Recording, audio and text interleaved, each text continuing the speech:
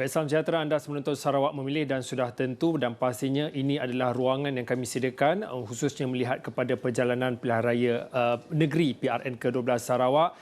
Sebelum saya nak bawakan anda sedikit ada laporan terbaru di astroawni.com. Yang ini yang kalau boleh saya nak bawakan kepada anda untuk waktu ini dan sudah tentu dalam Sarawak Memilih selain pada kita melihat kepada 82 kerusi-kerusi DUN yang dipertandingkan khususnya di pilihan raya negeri ke-12 Sarawak ini. Untuk hari ini saya nak beri fokus kepada satu DUN iaitu namanya Bukit Kawah. Tapi untuk waktu itu saya nak sedikit laporan yang saya ingin bacakan iaitu berkaitan dengan DUN N14 Batu Kawah ini yang mana Presiden Parti Rakyat Bersatu Sarawak SUPP Datuk Seri Dr. Sim Kui Hian bakal berdepan dengan pertandingan 4 penjuru di kerusi DUN Batu Kawah pada PRN ke-12 ini dan Dr. Kui Hian yang juga penyandang kerusi DUN Batu Kawah akan ditentang oleh calon DAP Dr. Kelvin, manakala dua orang lagi calon lain ialah Chai Kueh Kun daripada Parti Bumi Kenyalang dan juga Fong Pau Tek daripada Parti Aspirasi Rakyat. Dan seperti yang boleh saya tunjukkan, ini adalah antara senarai calon-calon yang bertanding pada PRN ke-12 khususnya melihat kepada kerusi N14 Batu Kawah yang mana kalau diikutkan rekod pencapaian ataupun keputusan pada PRN yang lepas iaitu pada tahun 2016 yang mana Dr. Kui Hian iaitu penyandangnya berjaya menewaskan calon DAP pada ketika itu iaitu Christina Chew Wong Si dan juga calon bebas Liu Tian Leong. Kalau diikutkan Dr. Sim pada ketika itu memperoleh majoriti undi 6,414 berbanding Wong Si 4,329 dan juga seorang lagi calon yang pada ketika itu juga bertanding iaitu Tian Leong iaitu hanya mendapat sekitar 1,109 undi. Baik, sebenarnya pada hari ini Presiden Parti Rakyat Bersatu Sarawak SUPP Datuk Seri Dr. Sim Kui Hian yang juga calon DUN Batu Kawah yang mana melancarkan manifesto bagi kawasan itu dan mengangkat tema Majulah Batu Kawah. Manifesto itu sebenarnya menggariskan 4 tunjang utama yang akan menjadi tumpuan kepada pembangunan holistik untuk tempoh 5 tahun. 4 intipati manifesto beliau adalah menjaga isu keselamatan rumah, pendidikan dan nilai murni, meningkatkan taraf hidup dan infrastruktur, meningkatkan taraf hidup dan ekonomi digital, dan keempat, membangkitkan kemakmuran Sarawak dan mewujudkan Batu Kawah 2.0. I want the Batu Kawah to be the place, the preferred place to live, to work and to play. I want Batu Kawah to be a happy place that the races, all the different races and religions can live peacefully, harmoniously, and we live together. This is Sarawak. We don't want to be like in West Malaysia every day, gaduh and fighting each other with racial polarization, with extremism. Menurut Dr. Sim lagi, pembangunan yang dirancang merangkumi pelan jangka masa pendek dan panjang. And there'll be a new 400 store wet market just in Pine Square. Right? Sutton Market has 580 stores. So just to give you an indication how big is this market. Right? So it will be the second largest wet market in Kuching. DUN Batu Kawah bakal menyaksikan pertandingan 4 penjuru melibatkan gabungan Parti Sarawak GPS, Kelvin Yee Lee Wen DAP, Chai Kueh Kun PBK, Fo Pau Tek Aspirasi. Pada PRN 11, Dr. Sim memenangi kerusi Batu Kawah selepas meraih 6,414 undi, menewaskan calon DAP Christina Chew Wong Si dan calon bebas Liu Tian Leong. Okey, untuk bercakap dan juga membawakan sedikit perincian secara khusus melihat kepada manifesto yang ditaruhkan oleh calon yang bertanding, calon GPS, SUPP GPS Dr. Sim yang bertanding di N14 kerusi DUN yang berkenaan. Untuk itu saya nak bersama dengan Syafiq Ahmad. Syafiq Ahmad adalah Wakil Esro Awani Sarawak. Syafiq, mungkin sebagai permulaannya melihat kepada apa yang telah dimaklumkan oleh Dr. Sim sebentar tadi, manifesto yang ditawarkan khususnya di Batu Kawah, mungkin boleh diberi sedikit pandangan dan juga hasil tinjauan Syafiq sendiri melihat kepada Batu Kawah itu sendiri. Apa sebenarnya pengundi dan rakyat dan juga penduduk di Batu Kawah mahukan?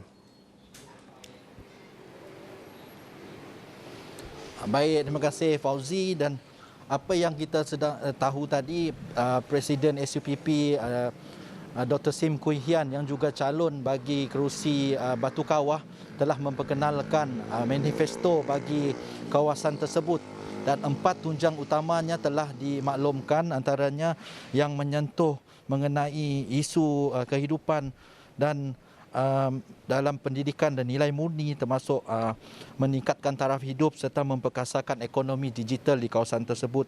Selain itu, membangkitkan kemakmuran Sarawak dan mewujudkan Batu Kawah 2.0 seperti yang Fauzi katakan sebentar tadi. Dan apa yang penduduk mahukan adalah sememangnya infrastruktur pembangunan serta rumah kediaman yang boleh memanfaatkan rakyat di Batu Kawah, khususnya golongan B40 dan M40 di kawasan tersebut.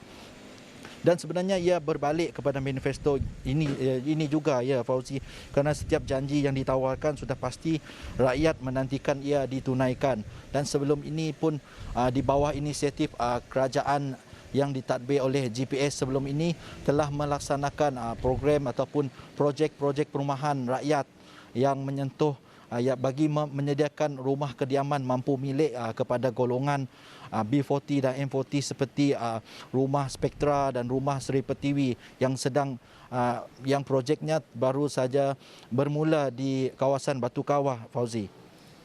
Syafiq, mungkin pada waktu ini selain daripada kita melihat kepada manifesto GPS yang ditawarkan khususnya untuk melihat bagaimana kepercayaan ataupun undi yang bakal dipancing untuk pengundi untuk pada 18 Disember ini, mungkin pada waktu ini kita tahu ini sudah memasuki, ini adalah minggu pertama bagi kempen pilihan raya negeri ke-12 Sarawak.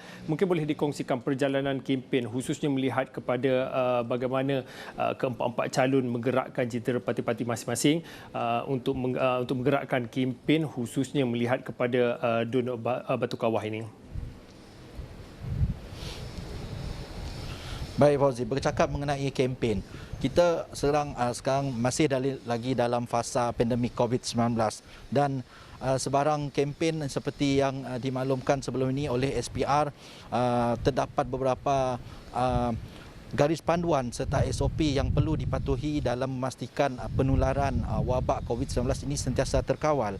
Dan di Batu Kawah sendiri, kalau kita melihat pengalaman saya sebelum ini ketika membuat tinjauan di kawasan Batu Kawah, SUPP khususnya mereka menggunakan platform media sosial dan penggunaan video dalam menghasilkan konten ataupun kandungan untuk berkempen dalam menyalurkan maklumat kepada rakyat. Dan selain itu, mereka juga menggunakan kenderaan ataupun kempen secara bergerak, menggunakan kenderaan yang dilengkapi dengan alat pembesar suara dalam menyalurkan maklumat khususnya di kawasan Dun Batu Kawah. Dan kalau kita melihat keadaan geografi di Dun Batu Kawah, ia memang sememangnya berada di dalam kawasan bandar, dan kalau kita hendak melaksanakan ataupun mengadakan kempen secara bersemuka, sudah semestinya perkara itu tidak dibenarkan seperti yang telah termaktub di dalam garis panduan dan SOP yang telah ditetapkan oleh SPR sebelum ini, di mana tiada kempen secara bersemuka dibenarkan untuk dilakukan dan hanya boleh dilakukan di kawasan yang tidak mempunyai liputan capaian internet, khususnya di kawasan luar bandar dan pedalaman. Mengambil kira keadaan di Batu Kawah ini, kawasan ini memang terletak tidak jauh dari pusat bandar dan capaian internetnya sudah boleh dikatakan 100%. Jadi agak mustahil untuk mereka untuk menjalankan kempen secara bersemuka dalam mematuhi SOP yang telah ditetapkan. Fauzi. Syafiq, mungkin yang terakhir sekali dalam 1-2 minit akhir ini, daripada apa mungkin bacaan daripada mungkin perkongsian pandangan lah peribadi daripada Syafiq sendiri melihat kepada calon-calon yang bertanding di N14 Batu Kawah ini. Kita tahu penyandangnya Dr. Sim, tetapi sudah tentu bagi penyandang ataupun status quo-nya ada kelebihan tertentu. Dalam masa yang sama, mungkin apa peluang bagi pesaing-pesaing dan juga pencabar calon-calon yang bertanding, calon lain yang bertanding di Batu Kawah ini? Baik Fauzi, mengenai perkara itu, kerusi Batu Kawah ini merupakan salah satu boleh dikatakan kursi panas jugalah, kawasan kursi panas yang mana kita melihat calon-calonnya juga bukan calang-calang dan mengenai di mana kursi ini penyandangnya Dr. Sim Kui Hian sendiri akan mempertahankan dan akan berdepan 3 pencabarnya, iaitu Ahli Parlimen Bandar Kuching Dr. Kelvin Yee yang juga merupakan muka baru yang ditampilkan oleh DAP, dan 2 lagi calon dari Parti Aspirasi dan juga Parti Bumi Kenyalang. Dan selaku penyandang, Dr. Sim pastinya mahu mempertahankan kursi tersebut dalam meneruskan manifestonya, perancangan pembangunan sebelum ini yang mahu diteruskan dalam memastikan kelangsungan pembangunan itu dapat diteruskan dan bagi memanfaatkan setiap rakyat yang berada di Batu Kawah. Dan sudah pasti calon-calon lain juga mempunyai strategi tersendiri untuk memastikan sokongan yang diperoleh dapat diterjemahkan sebagai mandat untuk menerajui ataupun memimpin kawasan Batu Kawah dengan memperjuangkan aspirasi rakyat di kawasan tersebut, mengangkat pekerjaan, sumber ekonomi dan sebagainya dalam membantu meningkatkan pendapatan masyarakat di kawasan setempat, khususnya golongan B40 dan sebagainya, dalam usaha untuk keluar dari isu krisis ekonomi susulan pandemik COVID-19 sebelum ini. Itu antara cakap-cakap yang kita perolehi daripada calon-calon sebelum ini selepas penamaan calon bagi kerusi DUN Batu Kawah, Fauzi. Okey, terima kasih Syafiq Ahmad, Wakil Astro Awani Sarawak, yang mana berkongsi laporan dan juga perkembangan semasa, yang mana pada hari ini salah seorang calon yang bertanding di DUN N14 Batu Kawah telah pun mengemukakan satu dokumen ataupun manifesto khas untuk ditawarkan untuk pengundi di Batu Kawah. Baik, Sarawak Memilih berehat seketika, kembali lagi selepas ini. Suara rakyat kami sampaikan, visi pemimpin kami dengarkan. Semuanya untuk anda di Bumi Kenyalang. Saya Syaf Syukri di Kapit untuk Sarawak Memilih. Saya Asim Hassan di Kuching. Azizah Alwi di Muka. Saya Hasimi Muhammad di Gedong. Nazruddin Abdul Razak di Sibu. Hafizul Samid di Miri. Di Petang. Nia Muzamni di Lunduk. Sarawak Memilih. Sarawak Memilih. Semuanya di saluran 501 Astro Awani dan astroawani.com.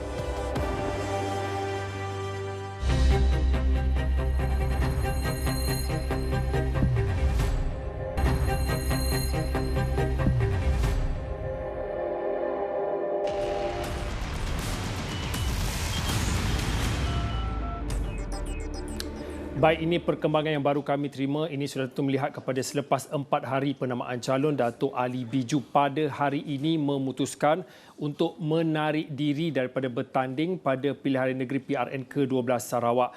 Dan Timbalan Menteri Tenaga dan Sumber Asli itu dalam satu kenyataan yang mana berkata keputusan untuk tidak bertanding sebagai calon bebas di Dewan Undangan Negeri DUN N39 Kerian dibuat bagi memperkukuhkan hubungan yang utuh di antara Perikatan Nasional PN dan Gabungan Rakyat Sarawak GPS. Dan mana kenyataannya dipetik sebagai berkata, saya telah mendapat nasihat dari pimpinan tertinggi parti serta jaminan daripada pengerusi PN Tan Sri Muhyiddin Yassin mengenai persefahaman kerangka besar politik nasional yang disepakati di antara PN dan Tan Sri Abang Johari Tun Openg selaku pengerusi GPS. Dan katanya lagi dalam kenyataan itu yang mana kami petik sebagai berkata, saya penuh yakin bahawa muafakat ini adalah untuk meneruskan dan memperkukuhkan hubungan yang utuh di antara PN dan GPS. Dan dalam kenyataan ini sudah tentu melihat kepada menerusi penarikan tersebut, Ahli Parlimen Sarawak itu berkata beliau akan memberikan sokongan penuh kepada calon GPS Friday Belik, dan beliau turut menyeru kepada seluruh pengundi di DUN N39 Kerian, DUN N38 Kalaka dan DUN N40 Kabung yang kesemuanya di bawah Parlimen P205 Saratok untuk memberi dukungan yang padu kepada calon-calon GPS. Dan dalam perkembangan yang sama, Ali turut menjelaskan keputusan menawarkan diri sebagai calon DUN N39 Kerian dalam PRN 12 Sarawak dibuat setelah ambil kira pandangan dan juga desakan daripada pimpinan masyarakat dan pengundi di DUN tersebut. Lagi perkembangan lanjut, anda terus ke astroawani.com. Ada kami bawakan artikelnya yang mana tajuknya Ali Biju umum tarik diri tidak bertanding dalam PRN Sarawak. Okey. Baik, kita teruskan Sarawak Memilih yang mana semalam Gabungan Parti Sarawak GPS telah pun melancarkan manifesto yang mana mengandungi 34 perkara teras ataupun janji yang akan dilaksanakan sebenarnya untuk parti itu sekiranya diberi kepercayaan dan juga berjaya membentuk kerajaan negeri pada PRN ke-12 18 Disember ini. Dan penerusinya Tan Sri Abang Johari Tun Openg yang juga Ketua Menteri Sarawak ketika melancarkan manifesto pada Rabu memberi komitmen dan juga membulatkan tekad untuk terus melaksanakan lebih banyak inisiatif bagi meningkatkan kemajuan, kemakmuran, kesejahteraan dan juga kegemilangan demi rakyat Sarawak. Dan semalam manifestonya, temanya adalah menjamin kestabilan kemakmuran dan juga kegemilangan Sarawak. 34 manifesto GPS itu amat komprehensif di samping memperjuangkan hak negeri, menjamin hak rakyat, menjaga kebajikan rakyat dan juga membangunkan masa depan Sarawak. Jadi untuk waktu ini saya ingin terus bersama dengan Dr. Nurhani Abah Ibrahim. Dr. Nurhani adalah Pensyarah Kanan Ekonomi UiTM Sarawak. Assalamualaikum Dr. Hani. Waalaikumsalam Fauzi. Dr. Hani, melihat kepada manifesto GPS yang diumumkan ataupun ditawarkan pada Rabu, secara khususnya melihat kepada usaha untuk mengangkat rakyat dan juga Sarawak menjadi keutamaan kepada GPS jika dapat mandat secara keseluruhannya, sebelum kita nak perincikan satu persatu keseluruhannya manifesto GPS untuk PRN ke-12 ini pada pandangan Dr. Hani. Okey, terima kasih kepada Astro Awani kerana telah menjemput saya untuk berkongsi pandangan mengenai manifesto GPS ya. Manifesto GPS yang telah diumumkan semalam oleh Yang Amat Berhormat Abang Jo adalah merupakan rekod pencapaian kerajaan negeri lah Sarawak ya, selepas PRN yang ke-11. Jadi ia bukan sekadar manifesto tetapi umpama report card lah ya. Pencapaian GPS telah memimpin kerajaan negeri Sarawak ya sehingga sekarang ya. Jadi ini adalah merupakan pemberitahuan secara umumnya bahawa inilah pencapaian yang telah dicapai oleh GPS dan pencapaian ini memang telah dilihat dan telah diukur semenjak 2015 sehingga sekarang dan manifesto ini bukanlah sekadar manifesto semata-mata tetapi ia menunjukkan kepada kita pencapaian yang telah dicapai oleh GPS selama mereka telah memerintah ya. Dan kita lihat memang banyak sumbangan yang telah dicapai oleh GPS sehingga kini. Doktor, kalau kita nak perincikan satu persatu daripada 34 janji dalam dokumen manifesto yang ditawarkan oleh GPS pada PRN pada kali ini, kalau boleh kita ambil salah satunya, antaranya kita melihat kepada manifesto ataupun nombor yang ke-11 yang mana meningkatkan pendapatan dan juga sumber hasil Sarawak. Kita tahu sebelum ini Petronas membayar SST kepada kerajaan negeri dan mungkin pada waktu ini bagaimana Dr. Hani melihat kepada usaha kerajaan negeri ini kepada dalam mana melihat kepada usaha untuk membantu rakyat secara keseluruhannya, Dr. Hani? Okey. Jika kita perhatikan ya, manifesto tersebut telah dapat melihatkan hasil usaha kerajaan lah untuk menjamin kelestarian pertumbuhan ekonomi dan sumber hasil negeri Sarawak ya. Dan hasil sumber-sumber yang telah diperolehi oleh kerajaan negeri Sarawak ya adalah melalui mempelbagaikan dan menjanakan semula sumber hasil. Mereka juga telah berjaya melaksanakan bayaran cukai jualan negeri sebanyak 5% ke atas petroleum sejak 2019 ya, yang telah berjaya mengutip lebih dari 7 bilion ringgit sehingga 2021 dan kerajaan negeri juga telah menubuhkan Petros untuk memajukan industri minyak dan gas di Sarawak, dan mereka juga telah menubuhkan Development Bank of Sarawak dan menjana pendapatan melalui tenaga hidrobakun. Jadi kerajaan negeri juga telah melaksanakan lebih 100 inisiatif untuk pembangunan sosio-ekonomi Sarawak yang telah banyak memberi manfaat kepada rakyat Sarawak. Di samping itu, kerajaan negeri juga telah menunjukkan prestasi yang begitu baik ya dalam mengurus alam sekitar dan memelihara sumber yang mapan ya, dan memberi penekanan khusus kepada pengembangan pertumbuhan ekonomi dan teknologi hijau, dan pendekatan strategik seperti ini akan mengemudikan ekonomi Sarawak agar segera pulih dan kembali ke landasan yang telah dirangka ke arah pencapaian status negeri maju pada tahun 2030 nanti. Dr. Hani, selain daripada kita melihat kepada poin ataupun janji yang nombor 11 itu, salah satu lagi janji yang cukup diberi perhatian ialah melihat kepada usaha ataupun tawaran bagi GPS pada PRN ke-12 ini, iaitu melihat kepada mentransformasikan pembangunan ekonomi luar bandar. Ini adalah janji yang ke-15 yang kami petik daripada apa yang disebutkan dalam manifesto GPS.